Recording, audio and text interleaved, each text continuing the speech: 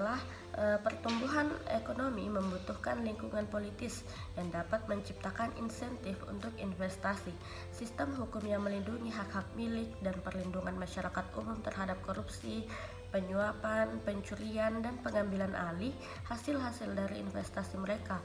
Bahkan dalam lingkungan yang kondusif atau tidak ada kejahatan pun, keputusan politis dapat memengaruhi insentif untuk berinvestasi dan produktivitas dari investasi-investasi tersebut, termasuk peraturan-peraturan seperti pada perdagangan surat-surat berharga, perlindungan terhadap pemikiran melalui hak-hak paten, dan pada masalah ketenagakerjaan. Pertumbuhan juga membutuhkan investasi dalam infrastruktur. Baiklah, perkenalkan, nama saya Nabil Az-Zahra. Di sini saya akan membahas mengenai definisi dan ruang lingkup investasi. Investasi berasal dari bahasa Inggris, yaitu investment, dari kata dasar investasi yang berarti menanam, atau istasmarah dalam bahasa Arab yang berarti menjadikan berbuah, berkembang, dan bertambah jumlahnya.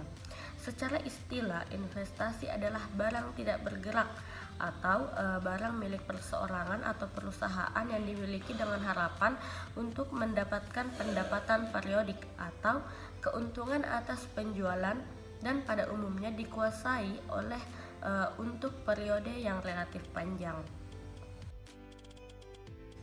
Adapun definisi investasi diungkapkan oleh Kasmir dan Jakfar, di mana investasi dapat diartikan sebagai penanaman modal dalam suatu kegiatan yang memiliki jangka waktu relatif panjang dalam berbagai usaha atau proyek yang membutuhkan dana dengan tujuan memperoleh keuntungan. Nah, adapun pengertian investasi menurut Islam adalah penanaman dana atau penyertaan modal untuk suatu bidang usaha tertentu yang kegiatan usahanya itu tidak bertentangan dengan prinsip-prinsip syariah, baik objeknya maupun prosesnya. Nah, dalam perhitungan pendapatan nasional, adapun pengertian investasi yaitu pengeluaran untuk membeli barang-barang modal dan peralatan-peralatan produksi dengan tujuan untuk mengganti dan terutama menambah barang-barang modal dalam perekonomian yang akan digunakan untuk memproduksi barang-barang dan jasa di masa depan. Nah, kita harus tahu tujuan pengeluaran untuk investasi itu adalah pembelian barang-barang yang memberikan harapan menghasilkan keuntungan yang akan datang. Artinya, pertimbangan yang diambil oleh pengusaha atau perusahaan dalam memutuskan membeli atau tidak membeli barang dan jasa tersebut adalah harapan dari pengusaha atau perusahaan yang kemungkinan keuntungan yang dapat diperoleh. Harapan keuntungan ini merupakan faktor utama dalam investasi. Nah, adapun beberapa aspek yang harus dimiliki dalam berinvestasi menurut perspektif Islam, yaitu yang pertama, aspek material atau finansial, yang dimana suatu bentuk investasi itu hendaknya menghasilkan manfaat finansial yang kompetitif dibandingkan dengan bentuk investasi yang lainnya. Yang kedua, aspek kehalalan, artinya suatu bentuk investasi harus terhindar dari bidang maupun prosedur yang haram. Suatu bentuk investasi itu yang tidak halal hanya akan membawa pelakunya kepada kesesatan serta sikap dan perilaku destruktif atau secara individual maupun sosial. Yang ketiga yaitu aspek sosial dan lingkungan, artinya suatu bentuk investasi itu harusnya memberikan kontribusi positif bagi masyarakat banyak dan lingkungan sekitar, baik untuk generasi saat ini maupun generasi yang akan datang nantinya. Dan yang keempat itu aspek penghargaan kepada ridha Allah, artinya suatu bentuk investasi tertentu dipilih adalah dalam rangka mencapai ridhonya Allah Subhanahu wa Ta'ala. Bismillahirrahmanirrahim. Assalamualaikum warahmatullahi wabarakatuh.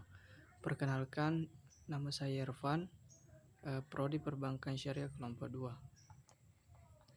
Baik, saya akan melanjutkan materi yang dipaparkan teman-teman saya mengenai kelompok 1, yaitu poin B, dasar hukum investasi dalam Islam. Jadi Islam adalah agama yang pro terhadap investasi karena di dalam ajaran Islam sumber daya yang tidak ada hanya disimpan tetapi harus diproduktifkan sehingga bisa memberi kepada umat. Nah, adapun beberapa dasar atau dalil hukum mengenai investasi dalam Islam. Yang pertama yaitu investasi menurut Al-Quran surah Al-Baqarah ayat 268 yang artinya perumpamaan orang-orang yang menafkahi hartanya di jalan Allah adalah serupa dengan sebutir benih yang menumbuhkan 7 bulir. Nah, pada setiap bulir 100 biji, Allah melipat gandakan bagian dia dikehendaki Allah yang maha luas lagi maha mengetahui.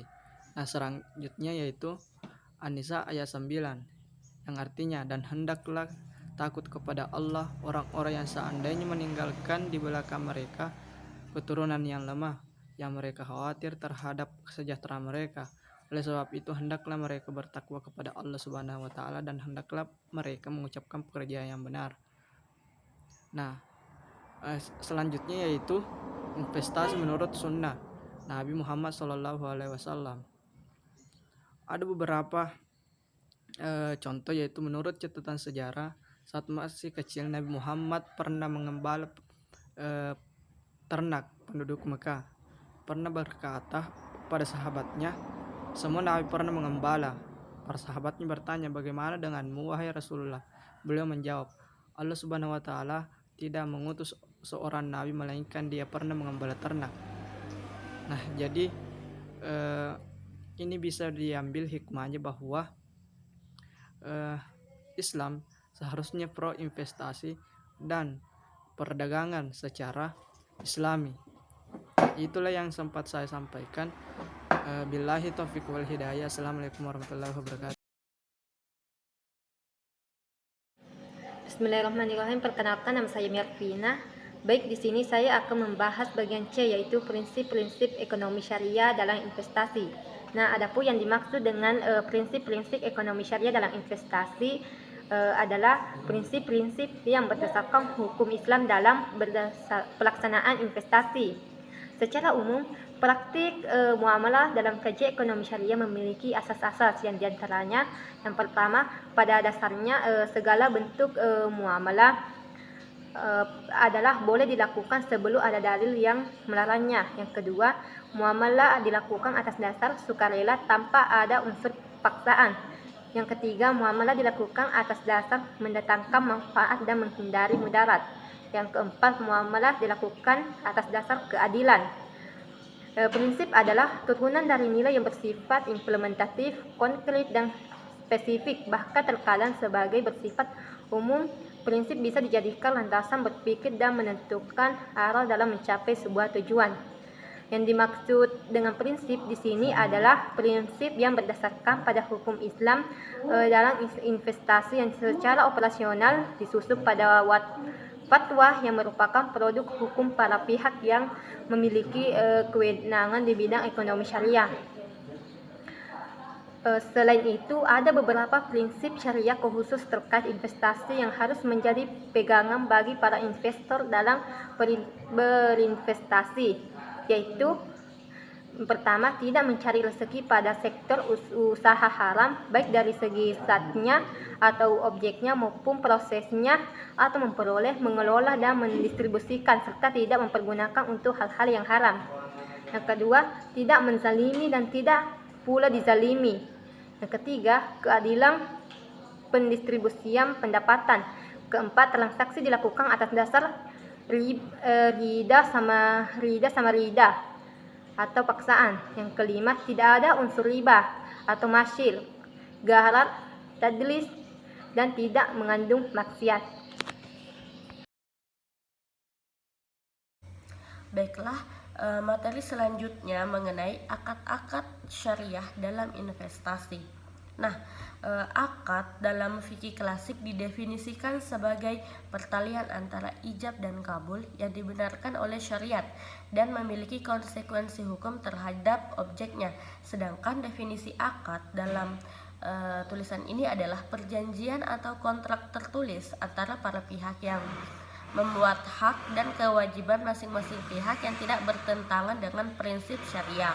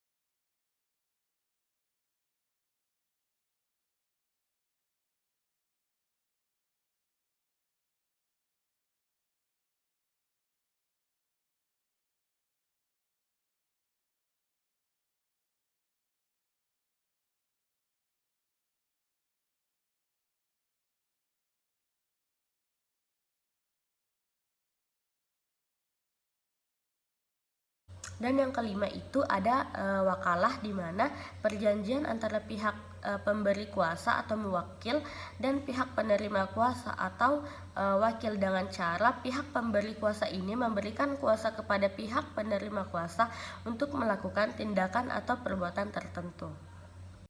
Baiklah, itulah yang dapat disampaikan oleh kelompok kami. Apabila ada kesalahan kata maupun kesalahan ucap, mohon dimaafkan karena kami hanyalah manusia biasa yang tidak luput dari kesalahan dan dosa. Lebih dan kurangnya mohon dimaafkan. Saya akhiri, wabillahi taufiq wal hidayah. Assalamualaikum warahmatullahi wabarakatuh.